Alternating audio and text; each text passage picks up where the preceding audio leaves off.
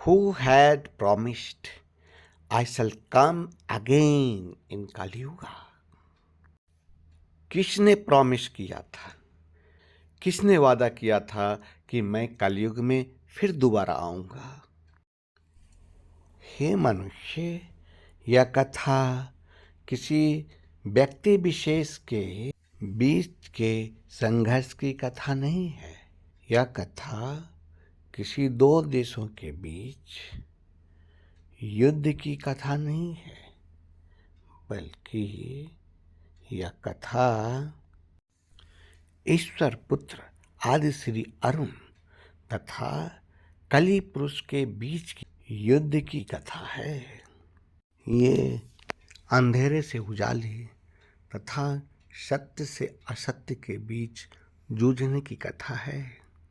यह है सत्य और असत्य के बीच की युद्ध की कथा नहीं है, बल्कि कली पुरुष फिर टेढ़ी चाल चलने लगे हैं।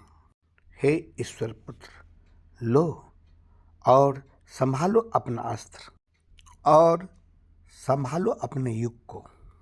माखन बहुत खा ले, मुरली बहुत बजा ले, लीलाएं बहुत कर ले, लेकिन अब वो कार्य करो जिसके लिए तुम पृथ्वी पर आए हो।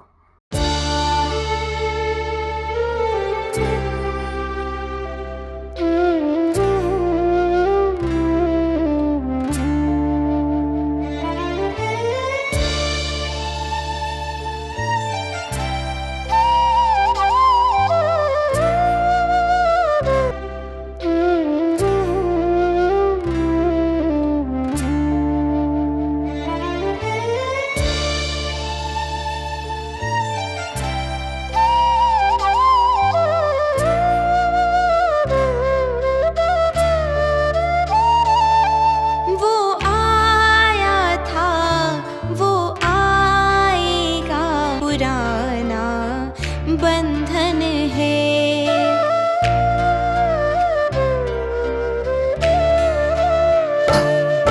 वो आया था, वो आएगा, पुराना बंधन है, पुराना बंधन है।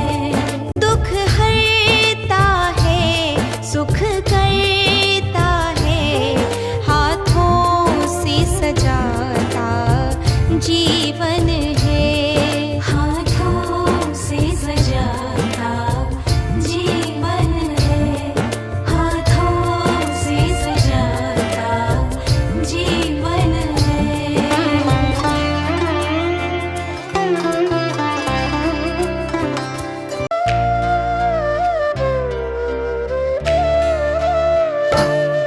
वो आया था, वो आएगा,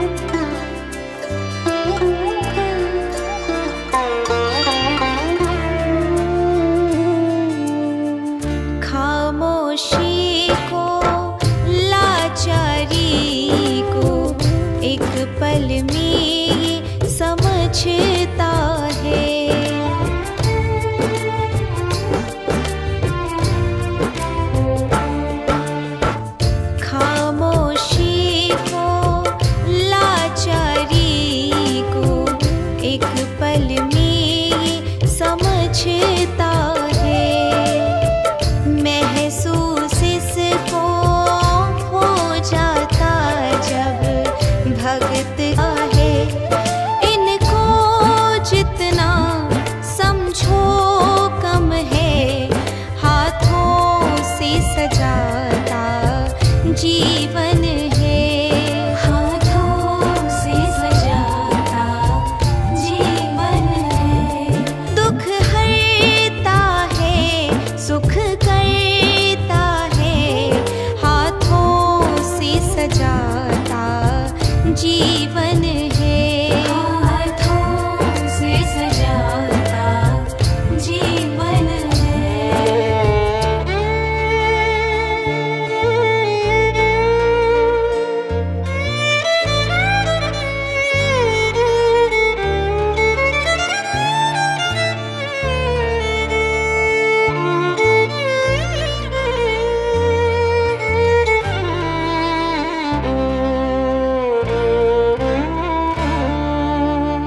नरसी जी का, मीरा जी का कर्मा का मान बढ़ाया है।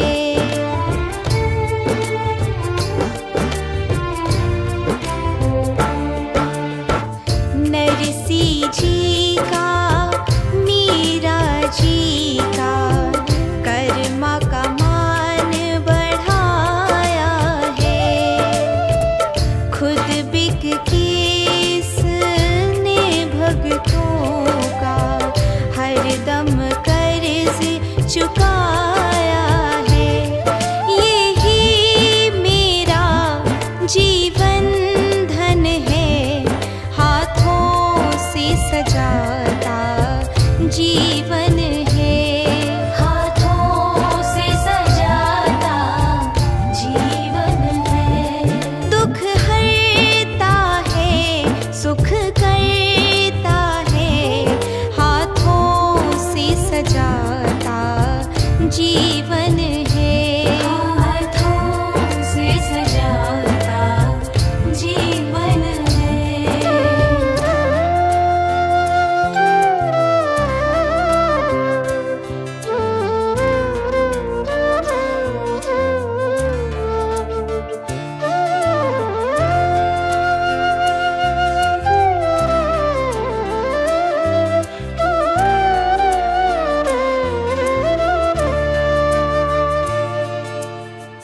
दीवानों का दीवाना है, माया का इसको न चाव है।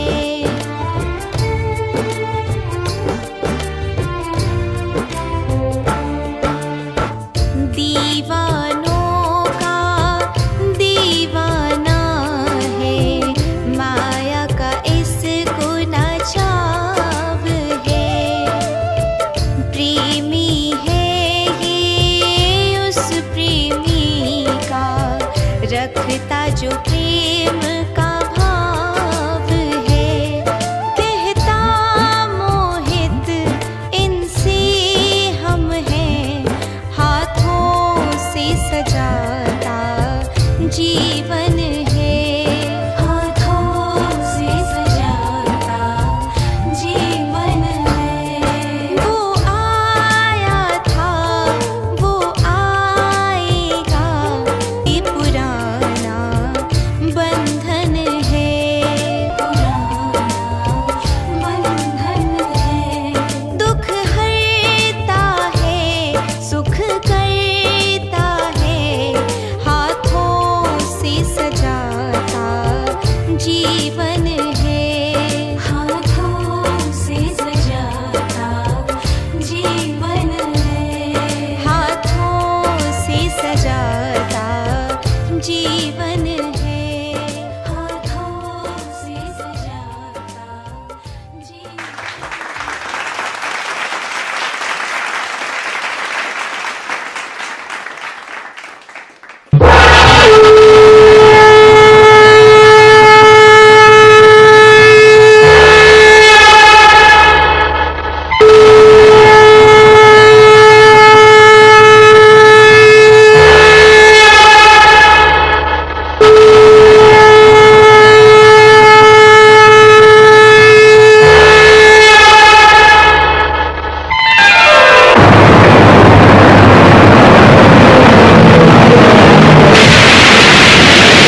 यदा यदा हि अधर्मस्य ग्लानिर्भवति भारत अभ्युत्थानम् अधर्मस्य तदात्मानं सृजाम्यहम् परित्राणाय साधूनां विनाशाय च दुष्कृताम् धर्म संस्थापनार्थाय संभवामि युगे युगे।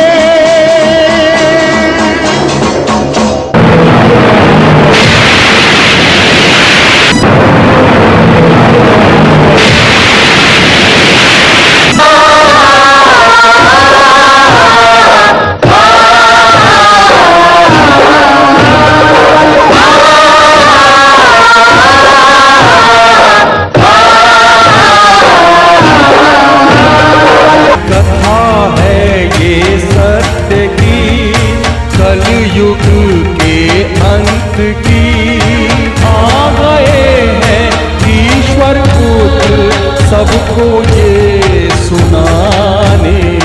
प्रथम ये घोषित किया कल की प्रभु का अवतार हुआ, कल की प्रभु अवतार हुआ।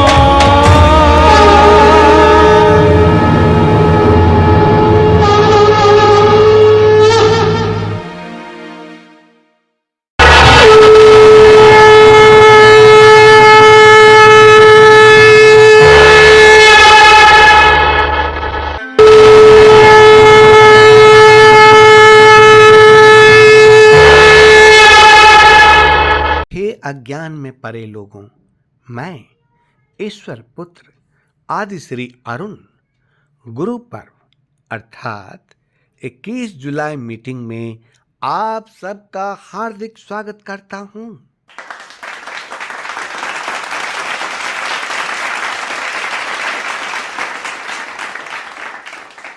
मैं मंजिल नहीं हूं, बस एक खुला दरवाजा हूं, वहां तक जाने वाला दरवाजा जिसे आप ईश्वर पुत्र अरुण कहते हैं। पूर्ण ब्रह्म परमेश्वर का समूचा ज्ञान, उनकी सारी संभावनाओं के लिए एक रास्ता, एक द्वार जिसका कोई द्वारपाल नहीं है। अगर आप उससे होकर गुजरना चाहते हैं तो कोई आपको रोक नहीं सकता।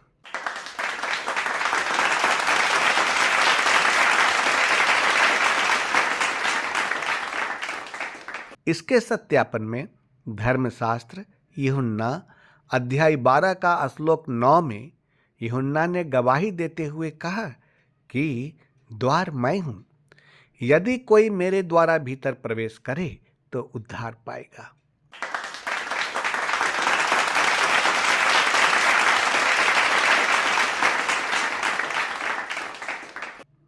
हे मनुष्य, मैं आपसे सच कहता हूं कि गुरु साधन होता है, गुरु द्वार की तरह होता है। अगर आप उस द्वार से गुजर जाते हैं तो आप सत्य को पालेंगे।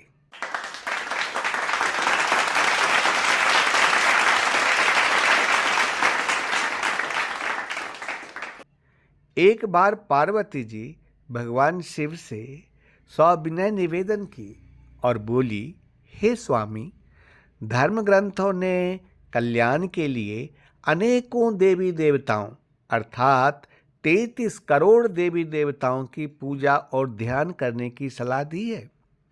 अगर मैं सबकी पूजा के लिए मंत्र जपना शुरू करूं, पूजा और ध्यान करना शुरू करूं तो सालों बीत जाएंगे, फिर भी सबकी पूजा नहीं कर पाऊंगी। इसीलिए आप मुझे बताइए कि कल्याण के लिए किस देवी या देवता की पूजा करूं और किसकी नहीं करूं, किसका मंत्र जाप करूं और किसका ध्यान करूं। तब भगवान शिव ने पार्वती जी से बोला, हे देवी, मैं आपको एक गुप्त रहस्य बताऊंगा जिसको पूरे संसार में कोई नहीं जानता। पार्वती जी बहुत खुश हो गई और भगवान शिव से उस रहस्य को बताने के लिए विनती की। तब भगवान शिव ने गुरुर्ब्रह्मा गुरुर्विष्णु गुरुर्देवो महेश्वरः गुरुर्साक्षात् परब्रह्मा तस्मै श्री गुरवे नमः।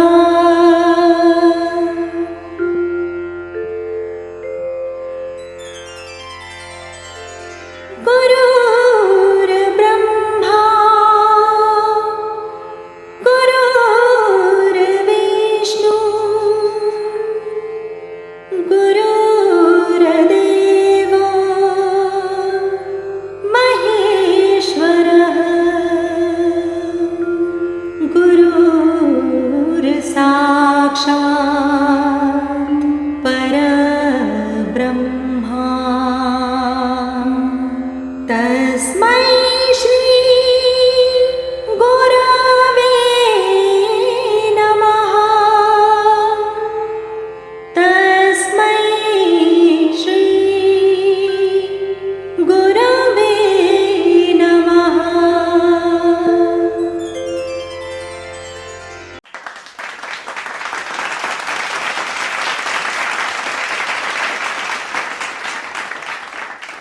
भगवान शिव ने कहा, गुरु ब्रह्मा गुरु विष्णु गुरु देवो महेश्वरः गुरु साक्षात पर ब्रह्म तस्मै श्री गुरुवे नमः।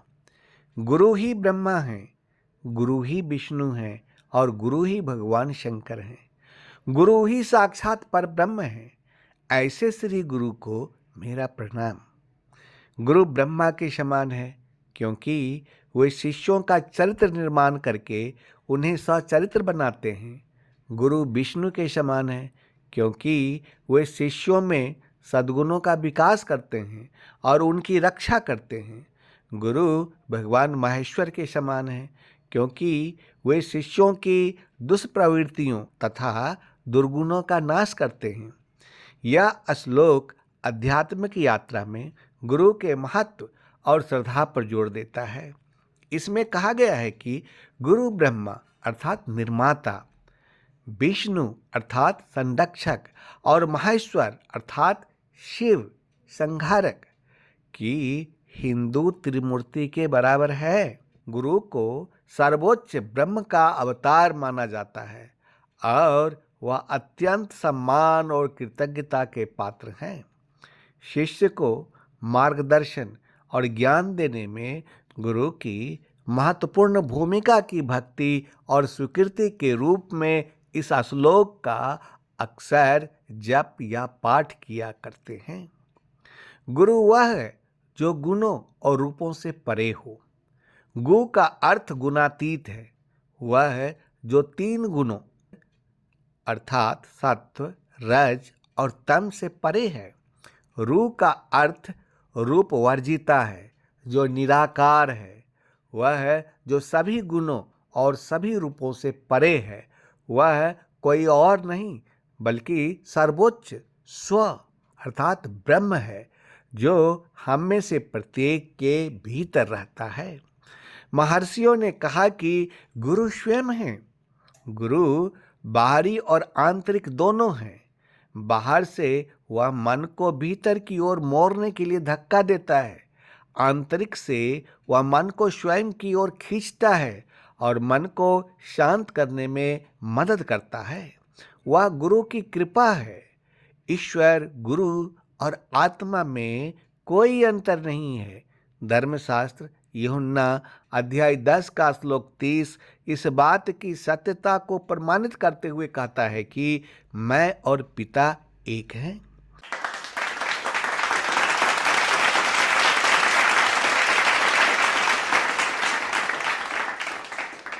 शिष्य को बस इतना करना है, उसे केवल गुरु के शब्दों के अनुसार कार्य करना है और उनके भीतर काम करना है। गुरु भीतर और बाहर दोनों है, इसलिए वह आपको अंदर की ओर ले जाने के लिए परिस्थितियां बनाते हैं। इसके बाद भगवान शिव ने पुनः पार्वती जी से कहा कि ध्यानमूलम्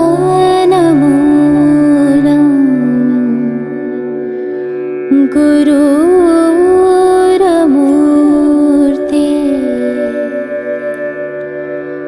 पूजामूलं गुरुर्पदम्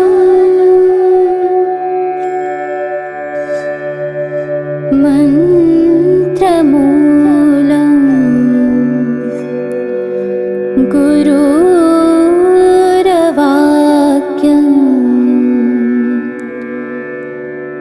मोक्षमूलं गुरुर्कृपा।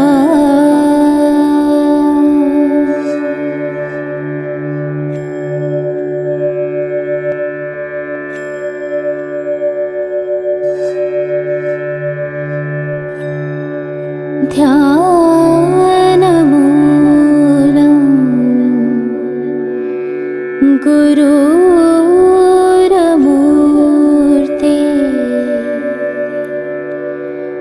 पूजामूलं गुरुर्पदम्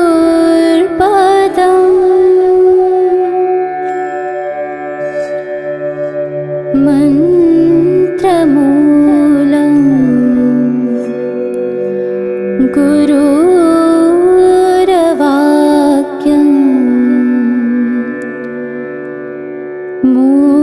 मोक्षमूलं गुरुर्कृपा।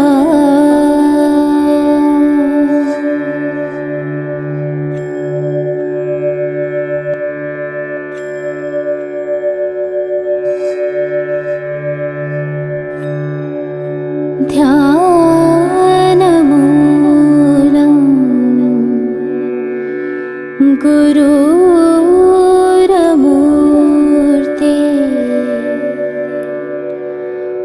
पूजामूलं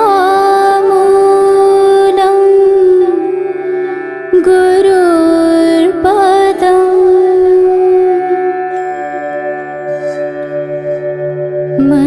मन्त्रमूलं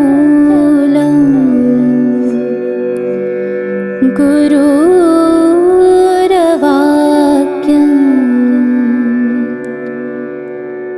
मोक्षमूलं गुरुर्कृपा। ध्यानमूलं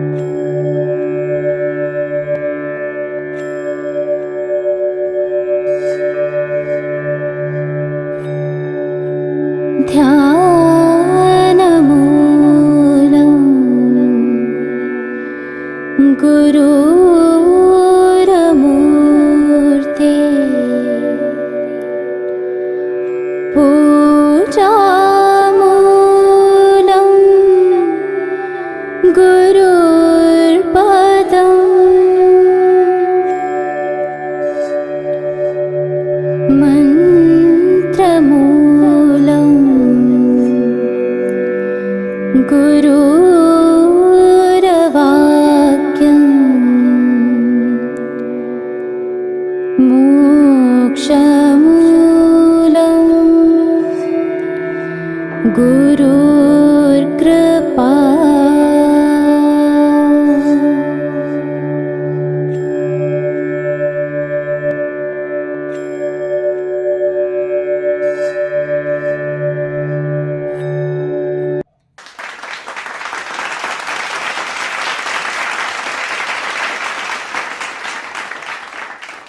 ध्यान मूलम गुरु मूर्ति, पूजा मूलम गुरु पदम, मंत्र मूलम गुरु वाक्यम, मोक्ष मूलम गुरु कृपा।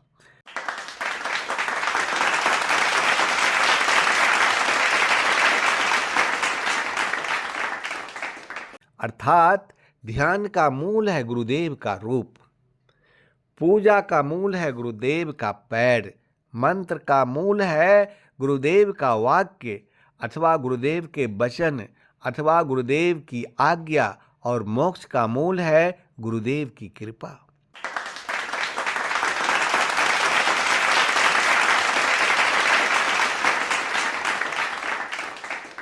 हे मनुष्य, अब महासंकट में घिर जाएगी पूरी दुनिया। वर्ष 2024 से लेकर वर्ष 2027 तक संपूर्ण मानव जाति के लिए बहुत ही कठिन और संकटों से भरा दिन होगा।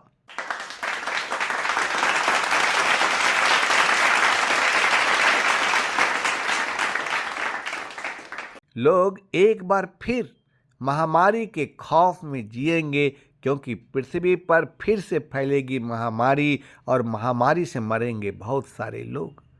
सोलर तूफान से दुनिया पड़ेगी संकट में, पृथ्वी हो जाएगी बहुत गर्म, पृथ्वी पर चलेगी हीट वेव और मरेंगे बहुत सारे लोग इस हीट वेव से।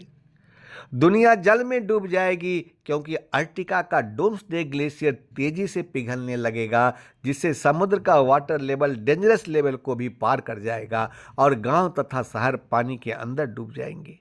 एक दिन गंगा सूख जाएगी, 7 दिनों तक सूरज नहीं निकलेगा। इसी अंधेरे में कली पुरुष मारा जाएगा।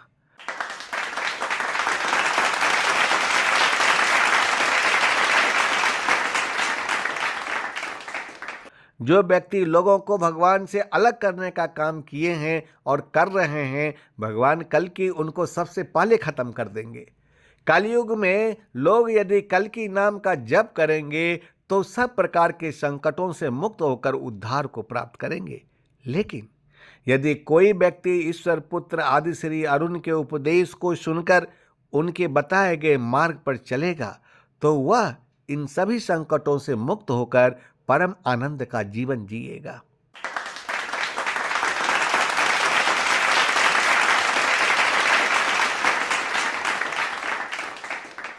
ईश्वर पुत्र आदि श्री अरुण का मुख्य 4 उपदेश है। नंबर 1, मृत्यु का नाश संभव है। नंबर 2, सब प्रकार के रोग, सब प्रकार के दुख और सब प्रकार के पीड़ाओं और सब प्रकार के परेशानियों का नाश संभव है। नंबर 3, जरा रोग और जन्म मृत्यु के चक्र से छुटकारा पाना संभव है। नंबर 4, जीते जी मोक्ष की प्राप्ति संभव है। हे मनुष्य, मैं अजन्मा हूं, न तो मेरा जन्म होता है और न मेरी मृत्यु होती है। जिस प्रकार सूर्य न तो उगता है और न डूबता है। भारत में यदि दिन है तो अमेरिका में रात है। सूर्य का प्रकाश पृथ्वी के जिस भाग पर पड़ता है वहाँ दिन होता है, और पृथ्वी के जिस भाग पर सूर्य का प्रकाश नहीं पड़ता है वहाँ रात होती है। यानी कि सूर्य हमेशा उगा रहता है, लेकिन भौगोलिक कारण से एक देश में सूर्य उगा हुआ दिखाई देता है और दूसरे देश में सूर्य डूबा हुआ दिखाई देता है, अर्थात सूर्य नहीं दिखता है।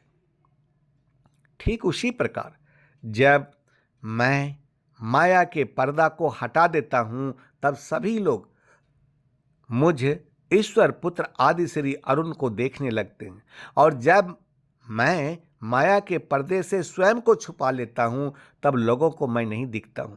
हे मनुष्य, मैं आपसे सच कहता हूं कि अपनी योग माया से छिपा हुआ मैं सबके प्रत्यक्ष नहीं होता। इसीलिए यह अज्ञानी समुदाय मुझ जन्म रहित अविनाशी ईश्वर पुत्र आदि श्री अरुण को नहीं जानता, अर्थात मुझको जन्मने मरने वाला साधारण मनुष्य समझता है।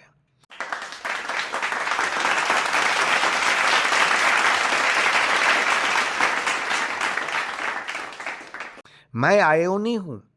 मैं जाति, धर्म, मजहब, पंथ तथा समुदाय से ऊपर हूं।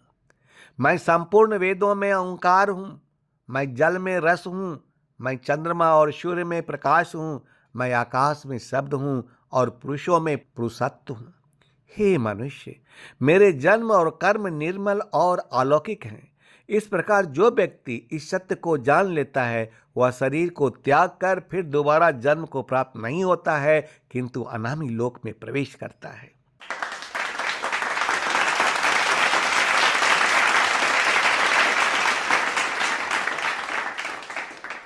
हे मनुष्य, ईश्वर पुत्र आदि श्री अरुण के 4 उपदेश हैं। नंबर 1, मृत्यु का नाश संभव है। ईश्वर पुत्र आदि श्री अरुण धरती पर इसलिए आया ताकि मनुष्य का अंतिम बैरी अर्थात अंतिम दुश्मन मृत्यु का नाश हो।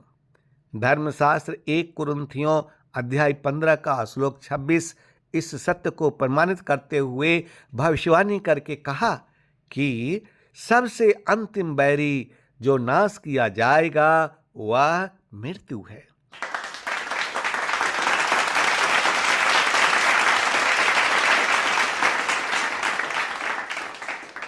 इस सत्य को प्रमाणित करते हुए गीता अध्याय 14 का श्लोक 20 में भगवान श्री कृष्ण ने कहा कि जब शरीरधारी जीव प्रकृति के तीनों गुण सत्व, रज और तम को पार कर जाता है तब वह जन्म, मृत्यु, बुढ़ापा तथा सभी प्रकार के कष्टों से मुक्त होकर इसी जीवन में परम आनंद को प्राप्त होता है।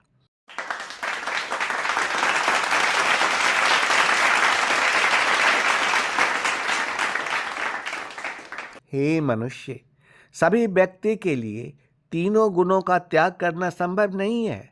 इसीलिए मृत्यु का नाश करने का सबसे सरल उपाय यह है कि आप स्वयं को ईश्वर में डुबा कर रखिए। ऐसा क्यों? क्योंकि जीवन के अभाव का नाम ही मृत्यु है। ईश्वर जीवन के स्रोत हैं।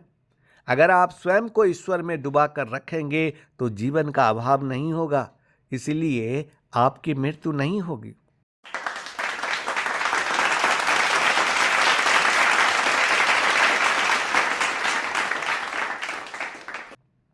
अब प्रश्न यह उठता है कि ईश्वर में स्वयं को डुबाकर कैसे रखें? इसके लिए आप ईश्वर पुत्र आदि श्री अरुण से आमने सामने मिलिए। नंबर 2, सब प्रकार के रोग, सब प्रकार के दुख और सब प्रकार के परेशानियों का नाश संभव है। हे मनुष्य, गीता अध्याय 14 का श्लोक 20 में भगवान श्री कृष्ण ने कहा कि जब शरीरधारी जीव प्रकृति के तीनों गुण सत्व, रज और तम को पार कर जाता है तब वह सब प्रकार के रोग, सब प्रकार के दुख और सब प्रकार के परेशानियों से मुक्त हो जाता है। लेकिन सबके लिए प्रकृति के तीनों गुणों का उल्लंघन करना संभव नहीं है। इसलिए मैं आपके लिए बहुत सहज मार्ग लेकर आया हूं। वह है आपके मन में उठने वाले विचार। विचारों में वह ताकत है जो आपके मनोरथ को हकीकत में बदल सकता है।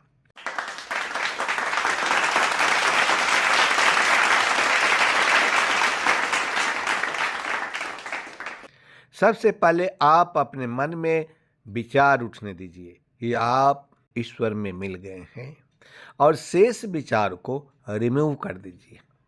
इसके बाद मन में इस विचार को उठने दीजिए कि मैं स्वस्थ हो गया हूँ, मैं सब प्रकार के दुख एवं परेशानियों से मुक्त हो चुका हूँ, तथा अपने मन में केवल इसी विचार को चलने दीजिए तो आपका यह विचार शरीर में रहने वाले जीवात्मा से मिलकर एक ऐसी शक्ति को उत्पन्न करेगी जो आपके विचार को साकार रूप में परिणत कर देगा, यानी कि उस विचार को हकीकत में बदल देगा।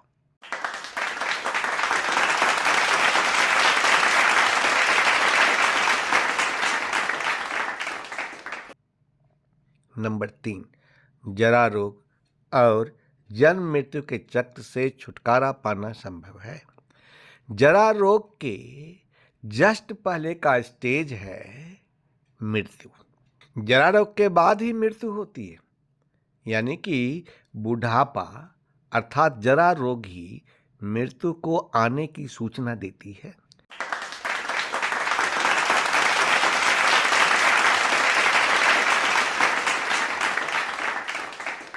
अब प्रश्न यह उठता है कि मृत्यु किसको कहते हैं? जीवन के अभाव का नाम ही मृत्यु है।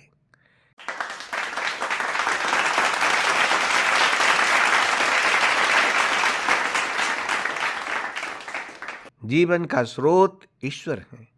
यदि आपने अपने आप को ईश्वर में डुबाकर रखना शुरू कर दिया तो जीवन का अभाव होगा ही नहीं। इसीलिए व्यक्ति ना तो बूढ़ा होगा और ना उसे जरा रोग का सामना करना पड़ेगा और ना ही उसकी मृत्यु होगी।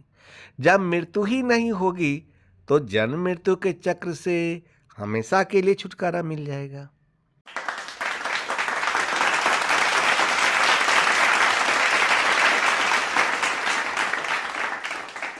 नंबर 4, जीते जी मोक्ष की प्राप्ति संभव है। ईश्वर में स्वयं को मिला देने का नाम मोक्ष है। आप हमेशा स्वयं को ईश्वर में डुबाकर रखिए तो आपके लिए जीते जी मोक्ष की प्राप्ति संभव हो जाएगी।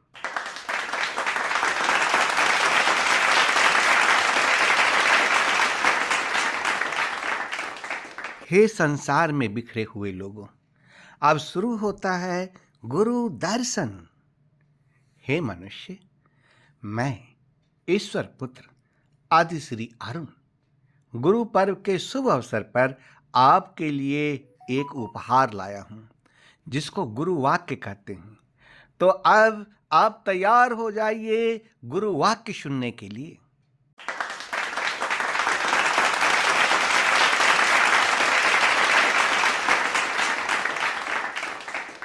हे मनुष्य, अगर आपको इतनी स्पष्टता मिल ही गई है कि क्या करने से शांति मिलती है, कहाँ रहने से शांति मिलती है, किस अवस्था में रहने से शांति मिलती है, तो फिर जिस अवस्था में शांति मिलती है, जहाँ रहने से शांति मिलती है, तो फिर उसको निरंतरता दो, उसको गहराई दो। तुम जाकर किसी डॉक्टर से कहो कि मुझे आपकी औषधि से आराम मिलता है और जितना औषधि लेता हूँ उतना आराम मिलता है, तो बताइए कि अब मैं क्या करूँ। हे मनुष्य, जरा सोचिए कि डॉक्टर बेचारा क्या जवाब देगा। वह डॉक्टर कहेगा कि जब औषधि भी उपलब्ध है और औषधि का प्रभाव भी जान गए और यह भी बात प्रमाणित है कि औषधि लेने से लाभ भी होता है, तो अब मैं तुम्हें क्या बताऊं। बताने को बचा क्या, औषधि लेते रहिए बस।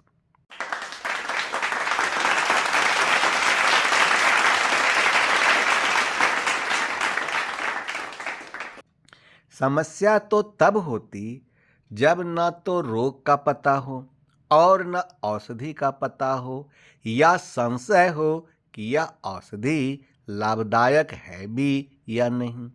अभी तो मामला साफ है, आगे बढ़ो, अब रुकने का क्या सवाल है। लेकिन माया महाठगनी है। आप इसको बहुत नजदीक से जान लो।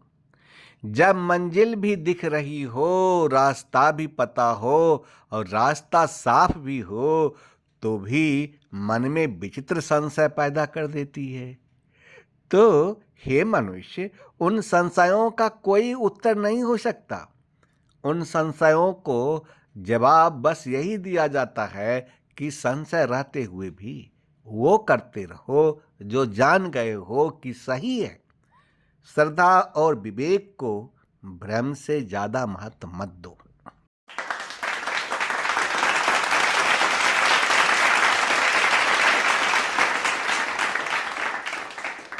हे मनुष्य, अब शुरू होता है स्वर्ग दर्शन। कोई स्वर्ग कहता है तो कोई बैकुंठ, कोई जन्नत कहता है तो कोई प्लेनेट। लेकिन सवाल यह उठता है कि स्वर्ग कहाँ है और उसका दर्शन कैसे होगा। मैं ईश्वर पुत्र आदि श्री अरुण आपसे सच कहता हूं कि 3 ऐसे स्थान हैं जहां पर स्वर्ग है।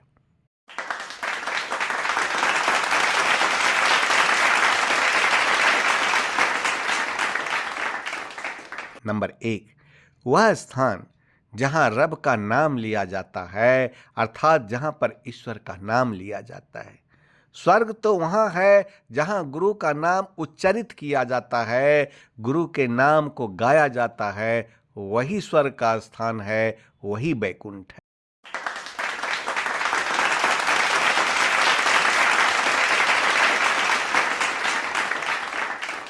नंबर 2, वह स्थान जहाँ पर गुरु का निवास हो, जहाँ पर गुरु के बैठने का स्थान हो, जहाँ पर गुरु उपदेश करते हैं, वही बैकुंठ है। जहाँ गुरु निवास करते हैं वही नगर बैकुंठ है, वही नगर जन्नत है। अगर आप अपने दिल में गुरुदेव को बैठाया है तो आप भी दिल के अंदर स्वर्ग को अथवा बैकुंठ को बसाए बैठे हैं।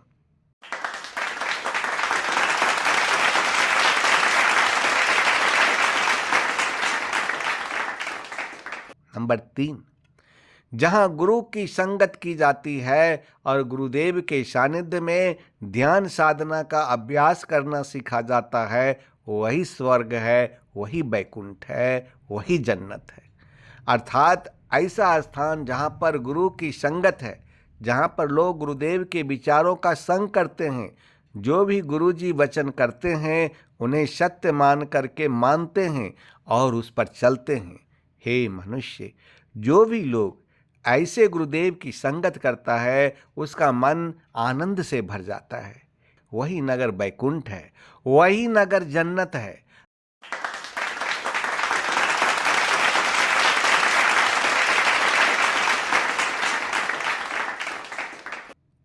हे मनुष्य, मेरे द्वारा जो भी बात कहे गए हैं, गुरुवाणी भी इस बात की पुष्टि करता है, इस कथन की पुष्टि करता है। हे मनुष्य, मैंने आपके लिए रास्ता बिल्कुल ही साफ कर दिया है ताकि कोई भी व्यक्ति स्वर्ग में निवास करना चाहे तो निवास कर सकता है। चाहे आप दुख में हो, चाहे आप मुश्किलों में हो, मगर अंदर से आप शीतल हैं, शांत हैं, सुखी हैं, आनंद में हैं, स्वर्ग में हैं। और जो भी गुरु के वाणी में घुल मिल जाता है तो उसके लिए हर स्थान ही स्वर्ग है, उसके लिए तो हर जगह ही स्वर्ग बन जाता है, वही बैकुंठ बन जाता है, वही जन्नत बन जाता है। क्योंकि हे मनुष्य, जो व्यक्ति रब से प्रेम करता है, यानी कि जो व्यक्ति ईश्वर से प्रेम करता है, उसको तो हर जगह रब यानी कि वही ईश्वर नजर आता है। वह व्यक्ति जिस स्थान पर उस रब के नाम का या ईश्वर के नाम का कीर्तन करता है और उसका गुणगान करता है तो वह स्थान भी बैकुंठ है।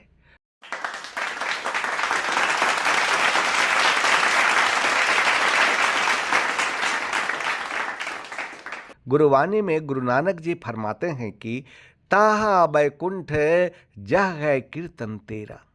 अगर आप स्वर्ग को मानने वाले हैं तो यह है नया स्वर्ग, जिस स्थान पर खुशी हो, आनंद हो और आपके मन में रब बसता हो और रब का मन बसता हो। जिस स्थान पर बैठने से अगर आपके मन में गुरुदेव की बात बसती हो तो वह स्थान स्वर्ग है, वह स्थान बैकुंठ है, वह स्थान जन्नत है।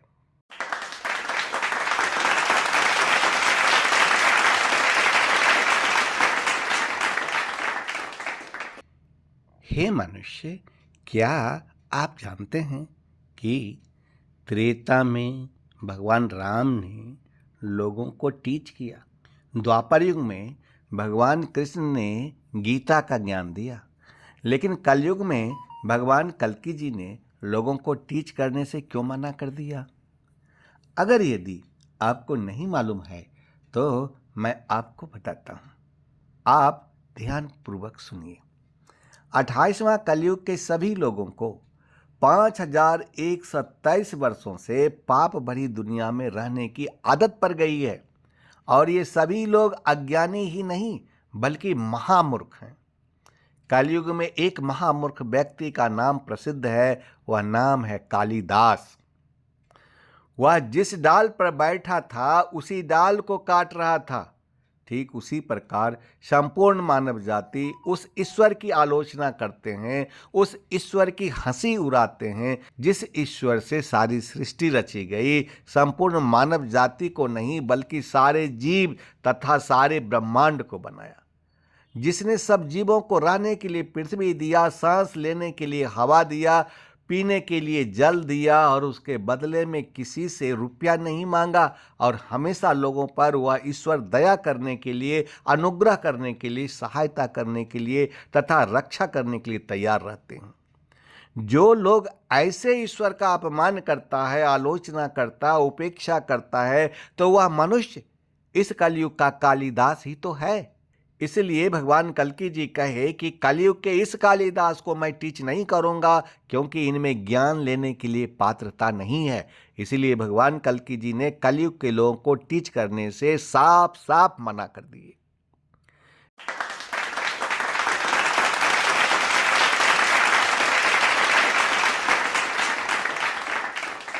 ऋग्वेद कहता है कि विराट पुरुष के एक भाग से सारी सृष्टि रची गई और 3 भाग अंतरिक्ष में ही रह गया था।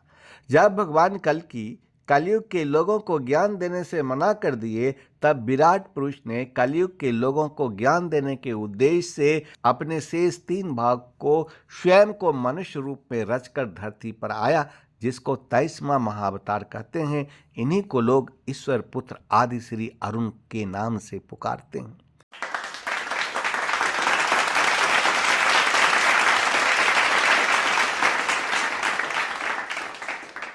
जब ईश्वर पुत्र ने धरती पर के लोगों को व्यापक ज्ञान तथा ब्रह्म ज्ञान देना शुरू किया, तो लोगों ने इस ज्ञान को नहीं अपनाया। जब कोरोना महामारी में अनगिनत लोग मर गए, तब ईश्वर ने कहा कि ज्ञान न रहने के कारण मर गई मेरी प्रजा। धर्मशास्त्र होशे अध्याय 4 का श्लोक 6 में ईश्वर ने कर दी इस बात की घोषणा कि मेरे ज्ञान के न होने से मेरी प्रजा नष्ट हो गई।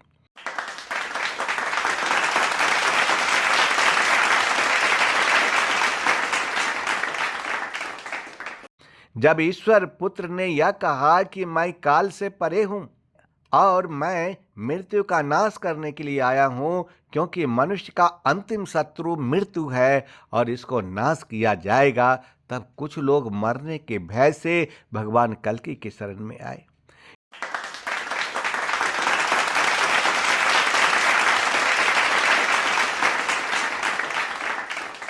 इसलिए हे मनुष्य, जब अज्ञान के कारण लोग मरने लगे हैं, तो आज मैं ईश्वर पुत्र आदि श्री अरुण आपको अज्ञान से ज्ञान की ओर ले जाऊंगा, जिसमें जीवन है।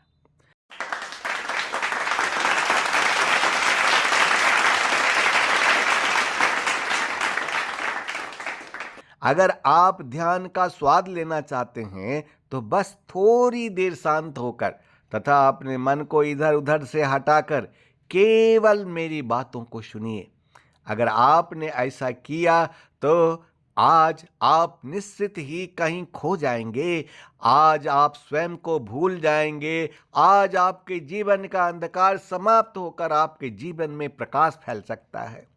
आप अपने अज्ञान से बाहर निकल सकते हैं। आज का विषय ही है अज्ञान से ज्ञान की ओर, दुखों से मुक्ति और परमानंद की प्राप्ति तक। क्यों? क्योंकि गुरु का स्वभाव ही ऐसा है।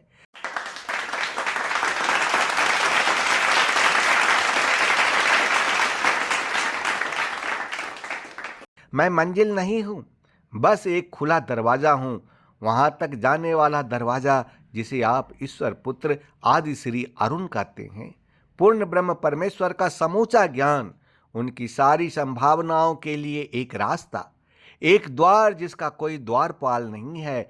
अगर आप उस द्वार से होकर गुजरना चाहते हैं तो कोई आपको रोक नहीं सकता।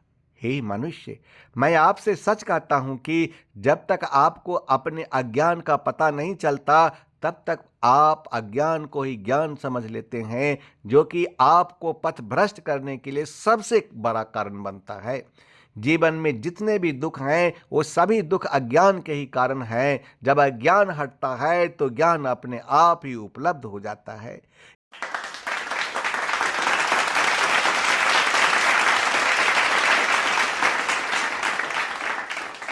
ज्ञान को कहीं बाहर से लेना नहीं है, ज्ञान तो आपके भीतर ही छुपा है। ज्ञान के सूरज का प्रकाश तो चारों तरफ बरस रहा है। आपने ही अज्ञान के परकोटे से अपने आप को ढक रखा है। अज्ञान का आवरण हट जाए तो ज्ञान का प्रकाश तुरंत आपको प्रकाशित कर देगा।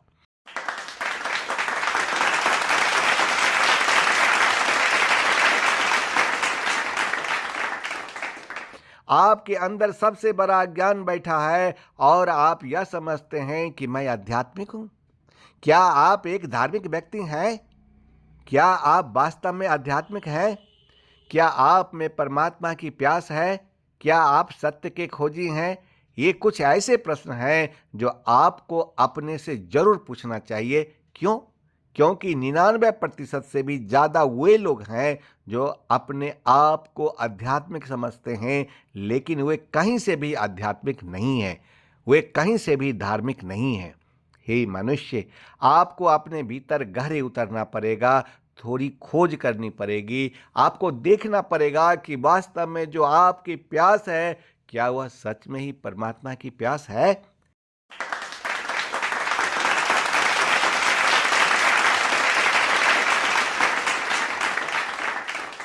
या फिर परमात्मा को आप एक साधन की तरह उपयोग करना चाहते हैं?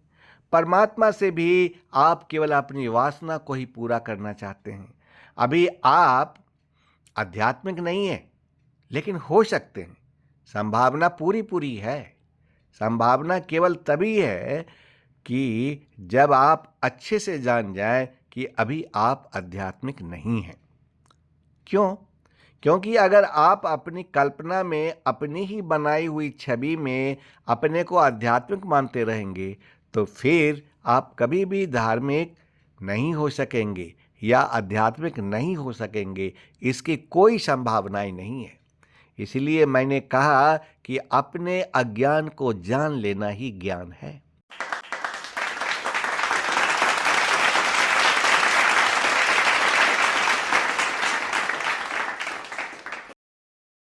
हे मनुष्य, वास्तव में आपका मन बहुत चालाक है।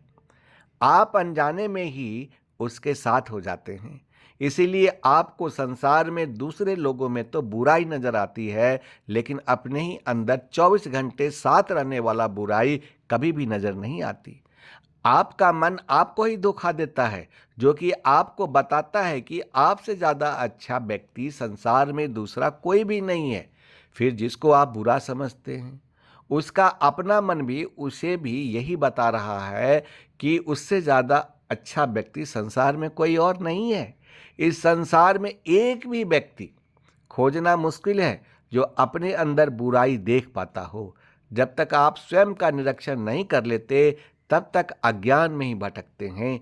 इस बात को सत्यापित करने के संबंध में कबीर दास जी कहते हैं कि बुरा जो देखन मैं चला, बुरा न मिलिया कोई, जो दिल खोजा आपना, मुझसा बुरा न कोई।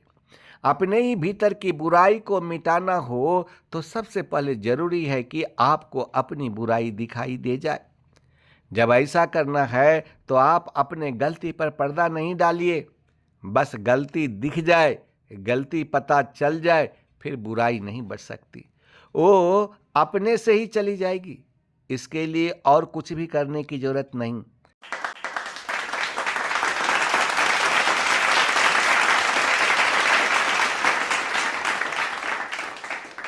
आप 24 घंटे अपने भीतर अपनी ही प्रतिमा को अपने मन में सिंहासन पर विराजमान करने की कोशिश करते रहते हैं, जो कि आपके लिए बहुत जरूरी है। जरा सी आपकी प्रतिमा सिंहासन से हिल जाए तो आप तुरंत ही पश्चाताप से भर जाते हैं। आपको जरा भी पता चल जाए कि आप बुरे हैं तो आपका जीना मुश्किल हो जाएगा। सांस नहीं ले पाएंगे। बुराई के साथ आप चल नहीं सकते। हे मनुष्य, बुराई को छोड़नी नहीं पड़ती, बल्कि बुराई अपने से ही छूट जाती है। बस एक बार उसका पता चल जाए।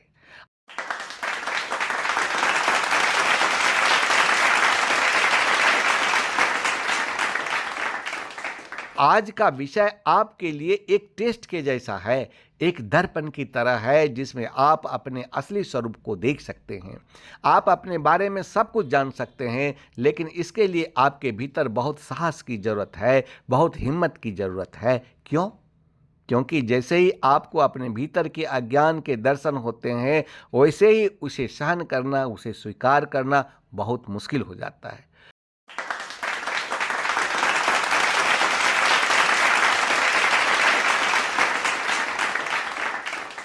जो भी व्यक्ति आज के विषय को पूरी निष्ठा से समझ पाएंगे, उनके लिए सत्य में प्रवेश बहुत ही आसान हो जाएगा।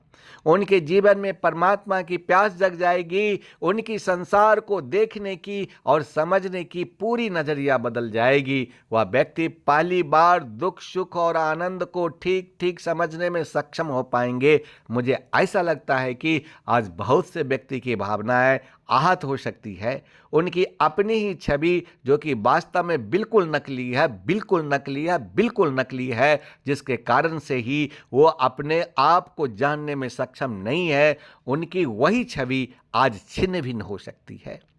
उस व्यक्ति को अपनी छवि बहुत ही अच्छा लगता है, कितनी भी चोट पहुँचे, लेकिन अगर वह आपको सही रास्ते पर ले जाए, आपके जीवन में जागरण ला सके, आपको परमात्मा से मिला सके, तो उससे ज़्यादा शुभ कुछ भी नहीं हो सकता।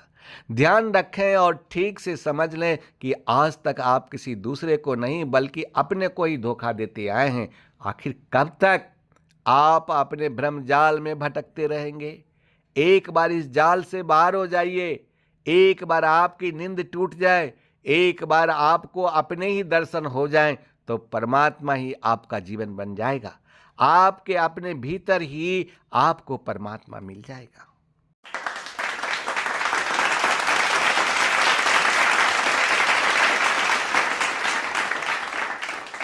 हमेशा की तरह आज 5 मिनट का छोटा सा ध्यान करेंगे, जो कि आपको किसी दूसरी ही दुनिया में ले जाने में सक्षम है।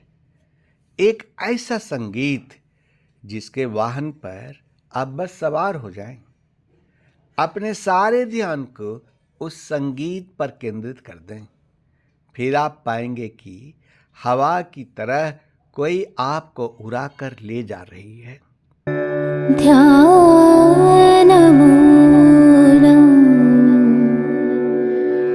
गुरुरमूर्ते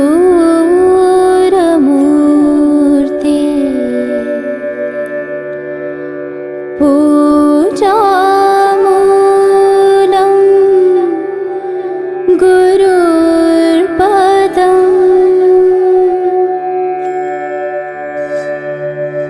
मन्त्रमूलम् गुरुरवाक्यम्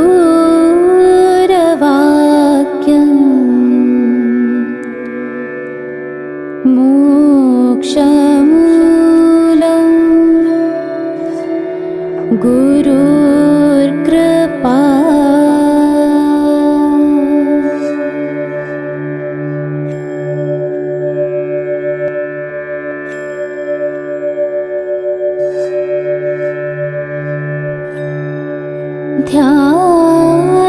ध्यानमूलम् गुरुरमूर्ते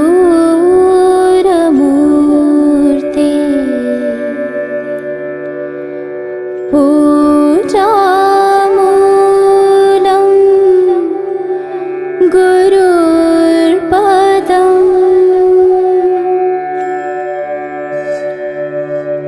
मन्त्रमूलम् गुरुरवाक्यम्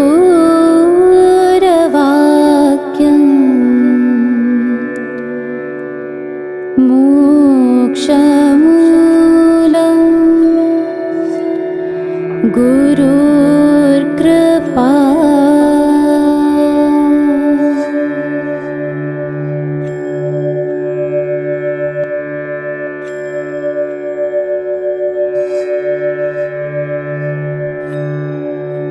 ध्यानमूलम्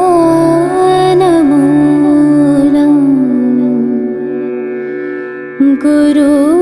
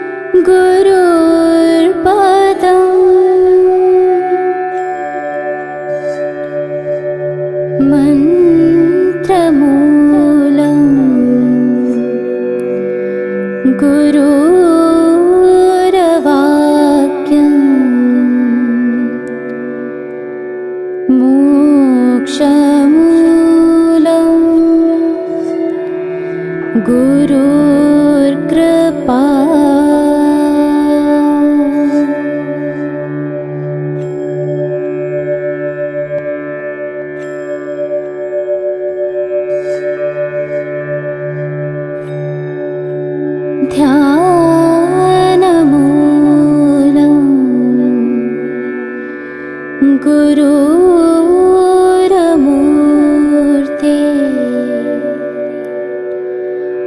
पूजामूलं गुरुर्पदम्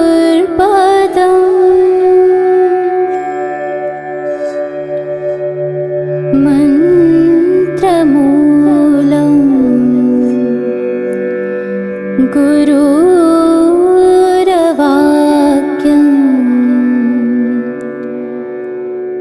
मोक्षमूलं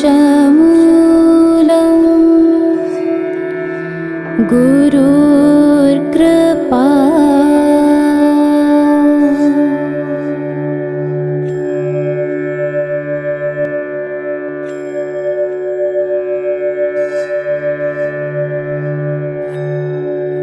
हे मनुष्य, आपको अगर पता हो कि आप बीमार हैं तो पूरी संभावना है कि आप बीमारी का इलाज करवा सकेंगे।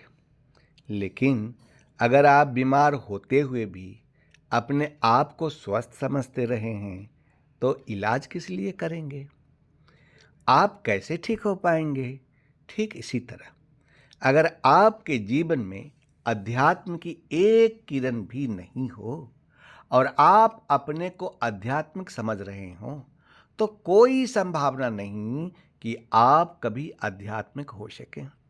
ठीक यही आपके साथ हो रहा है, क्योंकि आप हर रोज पूजा साधना करते हैं, आप मंदिर जाते हैं, आप धार्मिक अनुष्ठान करते हैं, कर्मकांड करते हैं, आप वो सब कुछ करते हैं जो कि बाहर बाहर है।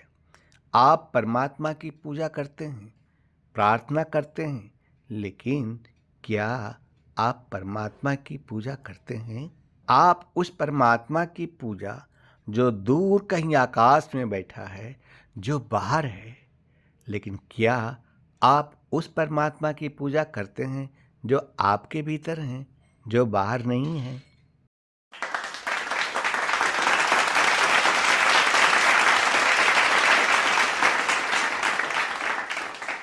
हे मनुष्य, बाहर के परमात्मा की खोज का नाम अध्यात्म नहीं है। आपके ही भीतर के परमात्मा की खोज को अध्यात्म कहते हैं, क्योंकि अध्यात्म है आत्मा का अध्ययन, अपने स्वयं का ही अध्ययन। आप ठीक से अपने को देखें कि आप मंदिर क्यों जा रहे हैं, आप दान पुण्य क्यों कर रहे हैं, आप परमात्मा से क्या प्रार्थना कर रहे हैं।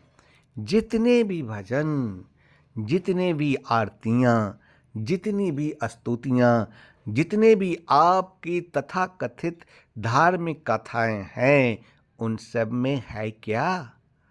उन सब में आपकी कोई न कोई मांग है। कहीं आपके दुखों से मुक्ति चाहिए, कहीं आपको किसी फल की कामना है। आपकी सारी धार्मिकता का आधार आपका अपना ही स्वार्थ है। परमात्मा की खोज भी इसीलिए करनी है ताकि आप दुखों से मुक्त होकर सुख संपत्ति को प्राप्त कर सकें।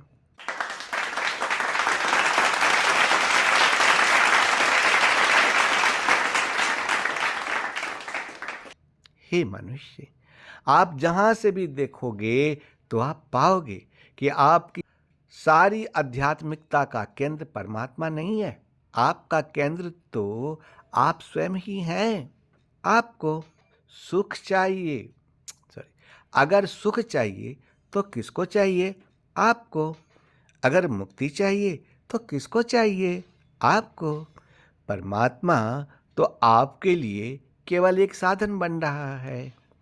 अगर कोई भी और साधन बन जाए जिनका पक्का पता चल जाए कि वह आपको सुखों से भर देगा, तो आप परमात्मा को भूल करके उसके पीछे चले जाएंगे।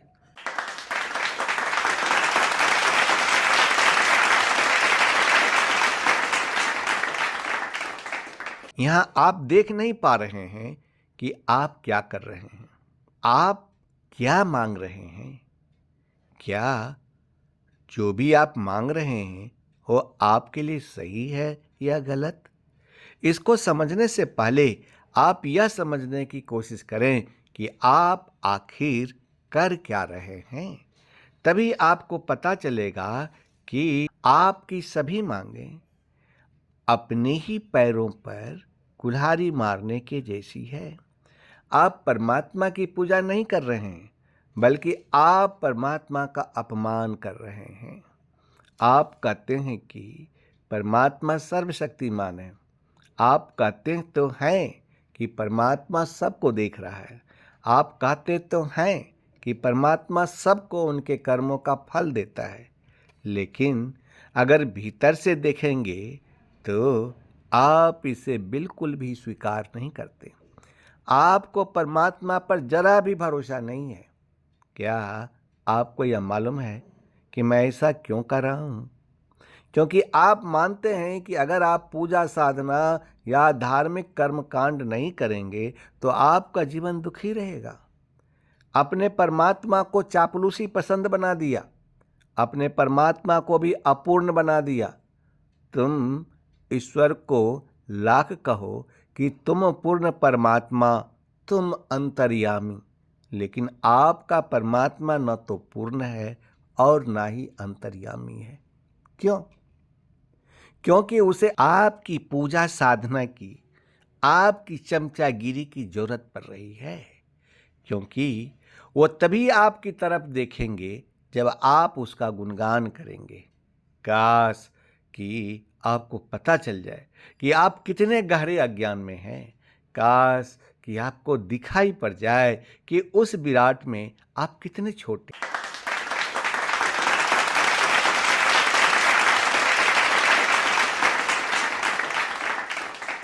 आप मंदिर जाते हैं, आपकी कोई कामना है जिसे आप चाहते हैं कि वे पूरी हो जाए। काश कि आपको समझ में आ सके, अगर कभी आपकी सभी मनोकामनाएं पूरी हो जाएं तो आपका क्या हाल होगा। परमात्मा पर आपका इतना भी विश्वास नहीं है कि आप कह सकें कि परमात्मा कभी कोई गलती नहीं कर सकता।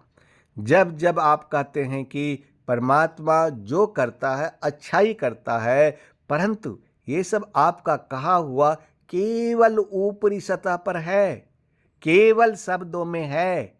आपके अंदर यह भाव आज तक कभी खरे नहीं उतरे। अगर उतरा होता तो फिर मनोकामना का क्या अर्थ रहेगा। जब वह पहले से ही सब सही कर रहा है तो फिर मांगने का क्या अर्थ है।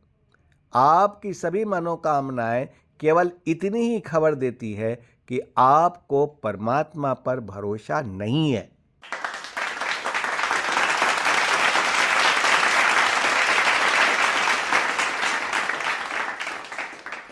वास्तव में आप परमात्मा से ज़्यादा जानते हैं।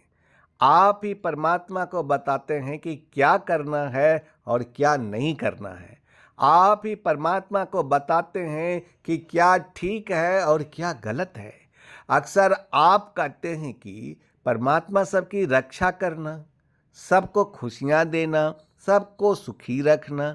आपको लगता है कि आप बहुत धार्मिक होंगे, क्योंकि आपने अपने लिए नहीं बल्कि समस्त संसार के लोगों के लिए मांगा है। लेकिन जब आप आध्यात्मिक होते तो आपकी कोई मांग ही नहीं बच सकती। अगर आपको परमात्मा पर पूर्ण विश्वास हो तो फिर कैसी मांग, ना अपने लिए ना ही संसार के लिए। आपके कहने से या आपकी प्रार्थना से ये चांद सितारे और या दूसरे ग्रह नहीं घूम रहे हैं। आपके चाहने से पृथ्वी सूरज का चक्कर नहीं लगा रही। ये सब अपने ही से ही हो रहा है। इसीलिए कभी कभी मैं आपको ब्रह्मांड की विशालता और ब्रह्मांड में आपका अस्तित्व को समझाने की कोशिश कर रहा हूँ।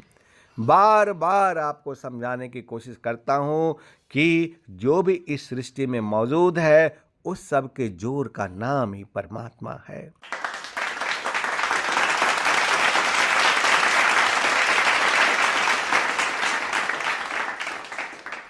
परमात्मा मनुष्य जैसा नहीं है। परमात्मा एक नियम जैसा है। आप प्रार्थना करें तो कोई फर्क नहीं पड़ता, आप गाली दें तो भी फर्क नहीं पड़ता। न कोई आपकी प्रार्थना को सुनता है और न आपकी गलतियों को सुनता है। आप आस्तिक हो तो भी उसे कोई फर्क नहीं पड़ता।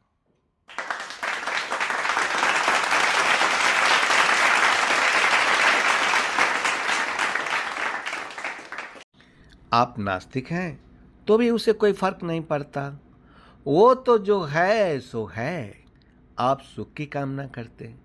काश कि आप ठीक से देख पाएं कि आपका सुख जिसे सुख कहते हैं, जिसे आप सुख समझते हैं, वो सुख है क्या। आपकी मनोकामना हो सकती है कि आपके पास एक बड़ा बंगला हो, एक महल जैसा बंगला हो जिसमें सुख सुविधा के सारे साधन हों। लेकिन ये सुख केवल तभी तक है जब तक आपके आसपास छोटे छोटे मकान हों। अगर आपसे भी बड़े बड़े बंगले आपके आसपास निर्मित हो जाएं, तो फिर देखें कि आपका सुख दुख में बदल जाएगा। आपका सुख कहाँ खो जाएगा। वास्तव में आपकी सभी मनोकामनाओं में आपका ही अहंकार छिपा है।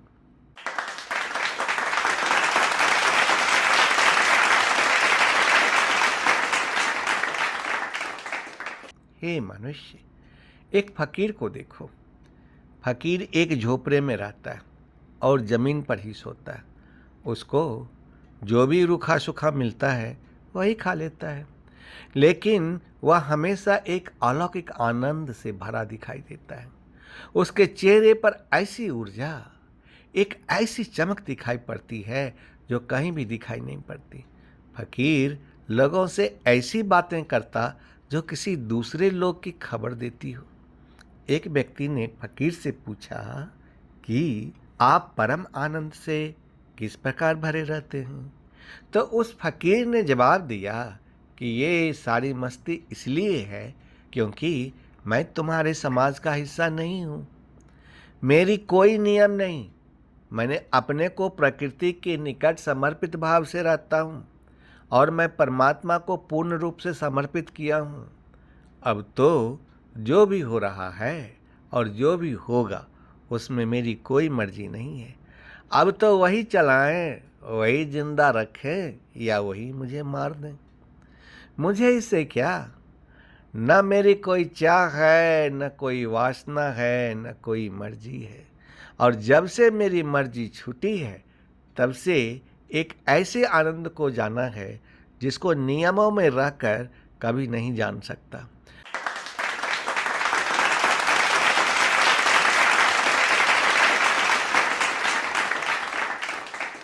अब मैं वही हूँ जैसा ईश्वर ने प्रकृति के तत्वों से मुझे बनाया है।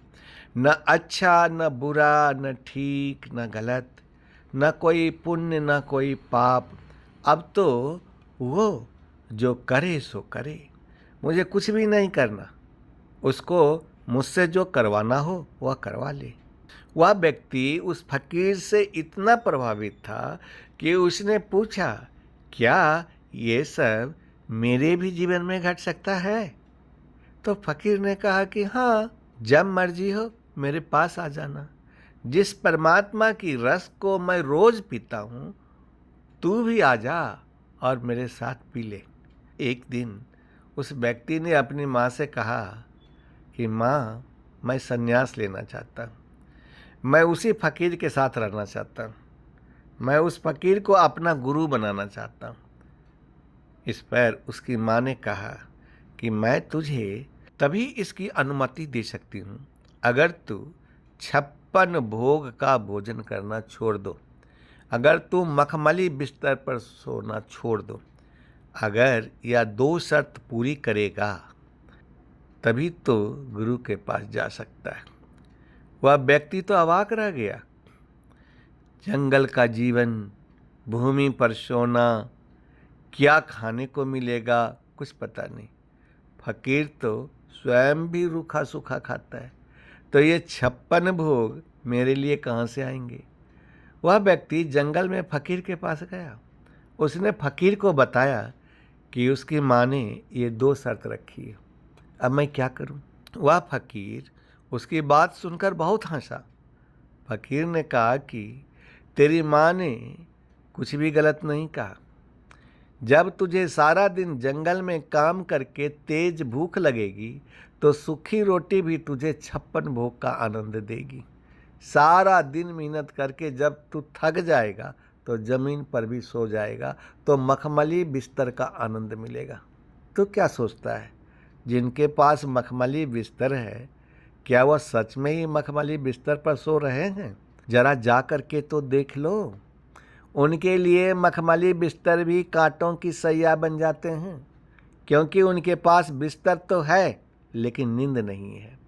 आरामदायक आवास तो है लेकिन एक पल के लिए भी शांति नहीं है। 56 व्यंजन तो है लेकिन भूख नहीं है।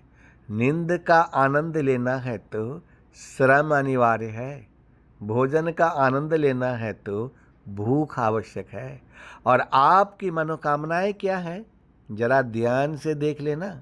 आप चाहते हैं कि आनंद तो हो लेकिन श्रम नहीं हो।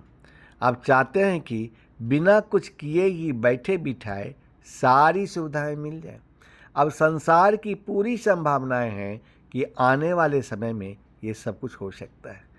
ये सब संभव हो सकता है, लेकिन क्या आप जानते हैं कि अगर यह सब हो जाए तो 10-15 दिन भी असहनीय हो जाएंगे। अब करेंगे क्या? क्योंकि जीवन में कोई संघर्ष नहीं बचा, न जीवन में कोई चुनौती बची। जीवन बोरियत से भर जाएगी। पूरी संभावना है कि आप उदास हो जाएंगे। तब शायद पहली बार हम ऐसा समय देखें जहां हर किसी को ध्यान की आवश्यकता होगी।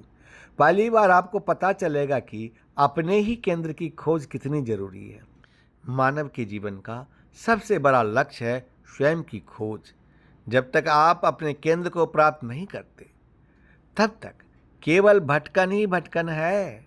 जब तक ध्यान को उपलब्ध नहीं होते तब तक सभी तरह के उपद्रव जीवन में चलेंगे।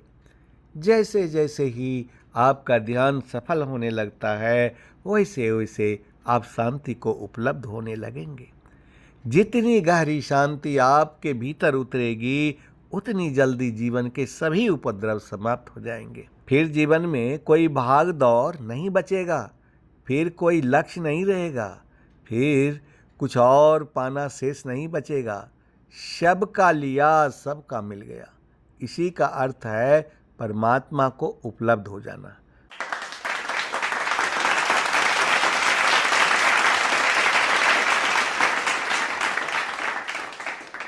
परमात्मा पूर्ण है।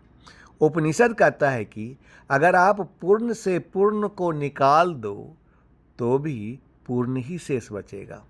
पूर्ण से पूर्ण को ही माइनस कर दो तो भी जो शेष बच जाएगा वह पूर्ण ही होगा।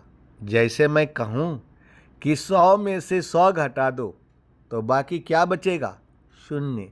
इसी को सत्य कहते हैं। जहाँ कुछ नहीं बचता वही परमेश्वर है।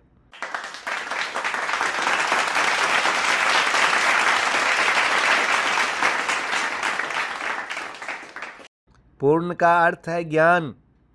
पूर्ण का अर्थ है प्रकाश। जैसे एक जला हुआ दिया किसी बुझे हुए दिए को जला देने पर ठीक अपने ही जितनी रोशनी दे सकता है, फिर भी उसकी रोशनी में कोई फर्क नहीं पड़ता। जैसे कोई अपने सारे ज्ञान को किसी दूसरे को देता है तो भी उसके ज्ञान में रत्ती भर भी फर्क नहीं पड़ता। उसी परमात्मा के साथ एक होकर आप भी पूर्णता को अनुभव करते हैं।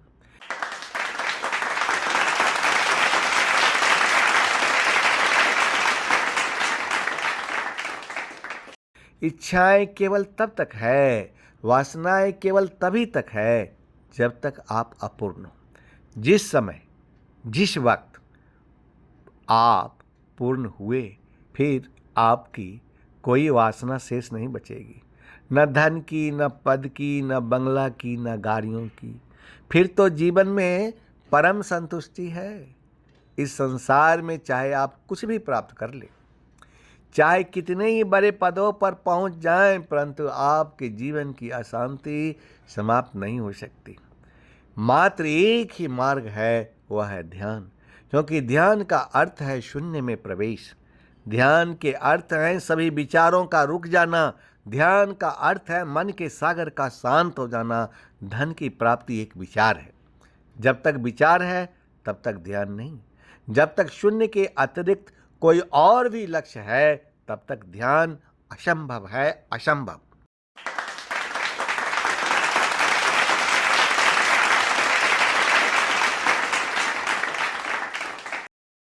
हे संसार में भटक रहे लोगों, कलयुग के अंत समय में आप कैसे जिएंगे?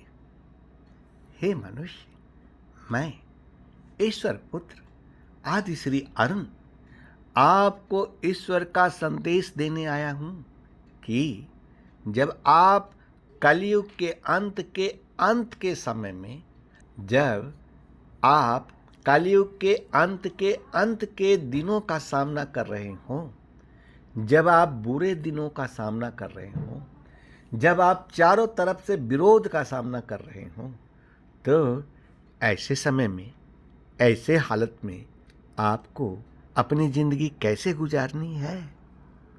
यह है ईश्वर का संदेश, मेरे मन की उपज नहीं है, बल्कि इस संदेश को ईश्वर ने आपके लिए भेजा है। हाँ, आपके लिए, ताकि आप जान सकें कि ऐसे दिनों में आपको जीना कैसे है।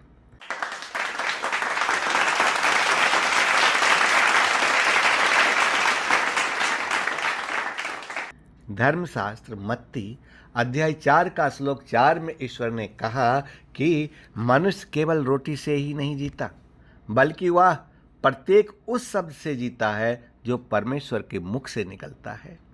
ईश्वर ने आपके लिए एक खास इंस्ट्रक्शन दिया है।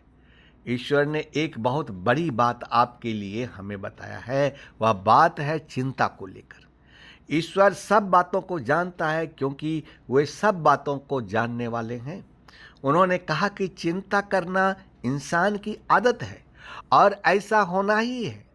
यही कारण है कि परमेश्वर ने अपने संदेश में आपको यह इंस्ट्रक्शन दिया है कि आप चिंतित होकर कैसे जी सकते हैं, क्योंकि चिंता आपके शरीर में अनगिनत बीमारियों को जन्म देगा।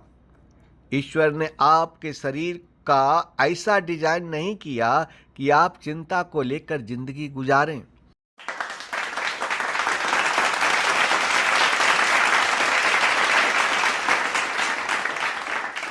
आप किसी डॉक्टर से पूछिए कि चिंता मनुष्य के शरीर पर कैसा बुरा प्रभाव डालता है।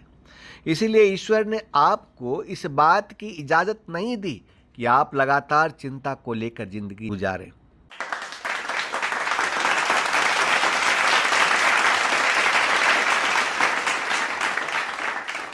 हे मनुष्य, आपके साथ जो कुछ हो रहा है वह सब चिंताओं से भरा है। इसलिए ईश्वर ने आपके लिए संदेश भेजा कि आप चिंता नहीं करें। धर्मशास्त्र मत्ती अध्याय 6 का श्लोक 25 से 28 में आपको यह निर्देश दिया गया है कि मैं तुमसे कहता हूँ कि अपने प्राण के लिए यह चिंता न करना कि हम क्या खाएंगे और क्या पिएंगे, और न अपने शरीर के लिए कि क्या पहनेंगे। क्या प्राण भोजन से और शरीर वस्त्र से बढ़कर नहीं? आकाश के पक्षियों को देखो, वे न तो बोते हैं, न काटते हैं और न खत्तों में बटोरते हैं, तो भी तुम्हारा पिता उनको खिलाता है। क्या तुम उनसे अधिक मूल्यवान नहीं हो? तुम में कौन है जो चिंता करके अपनी अवस्था में एक घड़ी भी बढ़ा सकता है? और वस्त्र के लिए क्यों चिंता करते हो? जंगली शोषणों पर ध्यान करो कि वे कैसे बढ़ते हैं। वे न तो परिश्रम करते हैं न खाते हैं, क्योंकि अन्य जाति इन सब वस्तुओं की खोज में रहते हैं। पर तुम्हारा पिता जानता है कि तुम्हें ये सब वस्तुएं चाहिए। तुम्हारा पिता तुम्हारे हर जरूरत को जानता है। इसलिए उन्होंने तुम्हारे लिए यह संदेश भेजा और मुझसे कहलवाया है कि पहले तुम परमेश्वर की राज्य और धार्मिकता का खोज कर लो, तो ये सब वस्तुएं तुम्हें मिल जाएंगे।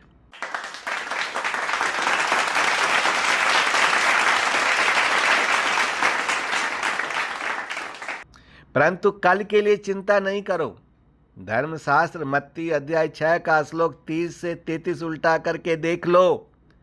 ईश्वर ने आपको यह भी निर्देश दिया है कि कल के लिए चिंता न करो, क्योंकि कल का दिन अपनी चिंता आप कर लेगा। आज के लिए आज का ही दुख बहुत है। धर्मशास्त्र मत्ती अध्याय 6 का श्लोक 34 उल्टा करके देखो। हे मनुष्य, यह संदेश मेरे नहीं है, यह संदेश मेरे मन की उपज नहीं है, यह शब्द किसी प्रेरित के भी नहीं है, यह शब्द केवल उस परमेश्वर के हैं जिसने सारी कायनात को बनाया है और वह उसे कंट्रोल भी करता है।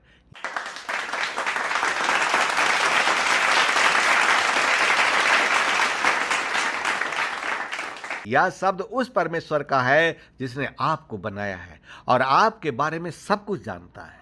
हे मनुष्य, यह निर्देश के शब्द उस परमेश्वर का है जो इंसान बनकर इस दुनिया में आया ताकि आपको गुनाहों से छुटकारा मिले और आपको शैतान की गुलामी से भी छुटकारा मिले।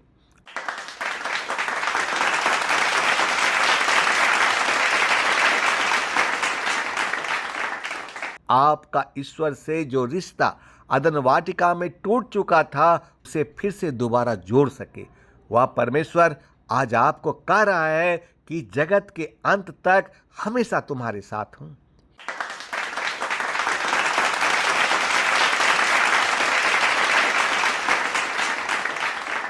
हे मनुष्य, ईश्वर आपको यह निर्देश नहीं दिए हैं कि आप अपना काम धंधा छोड़ दो।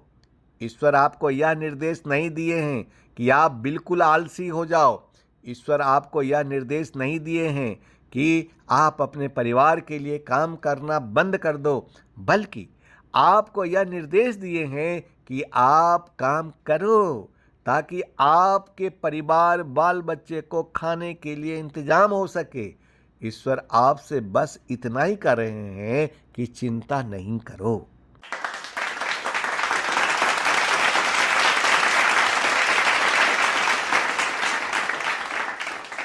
चिंता करने से आपको क्या मिलेगा, कैसे मिलेगा, क्या होगा, क्या नहीं होगा, यह सारा भार आप मुझ पर छोड़ दो, क्योंकि कल का दिन अपनी चिंता आप कर लेगा।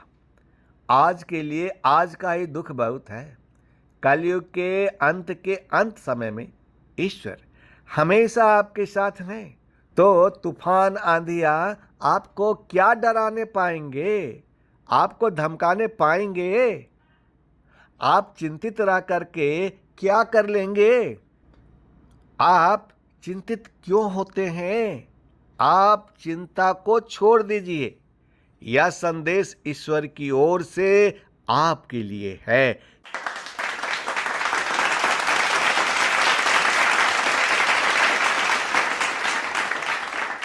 यह हो सकता है कि आप बहुत बड़ी मुश्किल में हो, यह भी हो सकता है कि आप बहुत बड़ी परेशानियों का सामना कर रहे हो, और यह भी हो सकता है कि आप मौत की वादियों में चल रहे हों, और यह भी हो सकता है कि आप रात के अंधेरे में अकेले सफ़र कर रहे हों, लेकिन ईश्वर ने आपको आपके लिए संदेश भेजा है कि आप अकेले नहीं हैं, बल्कि मैं आपके साथ हूँ।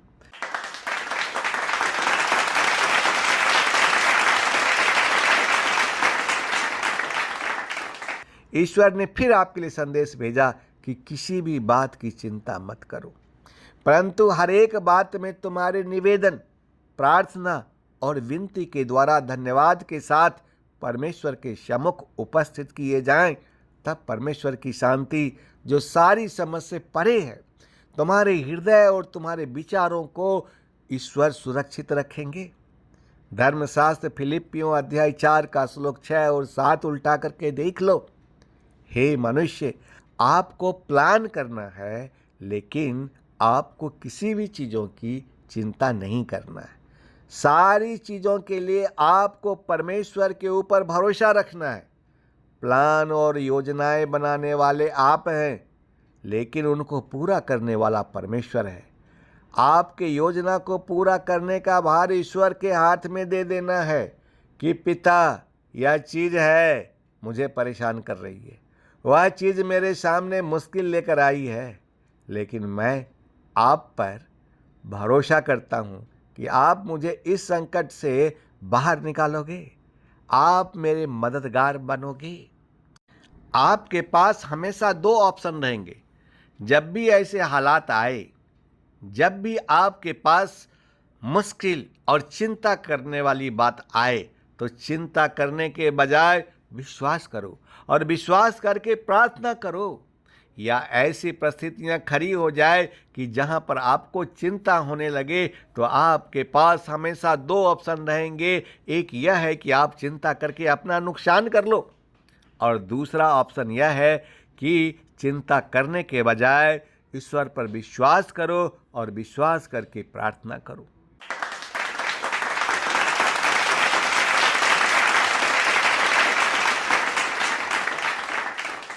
क्योंकि तुम में से ऐसा कौन है जो चिंता करने से अपनी आयु में एक घड़ी भी बढ़ा सकता है? इसलिए यदि तू सबसे छोटा काम भी नहीं कर सकते, तो और बातों के लिए क्यों चिंता करते हो? धर्मशास्त्र लूका अध्याय 12 का श्लोक 25 और 26 उल्टा करके देखो। हे मनुष्य, सारी चिंताओं को छोड़ दो, ईश्वर पर विश्वास करो और प्रार्थना करो, तो ईश्वर अद्भुत तरीके से आपके लिए सारा इंतजाम करेंगे। यह ईश्वर का वादा है। हे अज्ञान में पड़े लोगों, मैं आपसे सच कहता हूं कि आकाश और पृथ्वी टल जाएंगे, लेकिन मेरी बातें कभी नहीं टलेगी।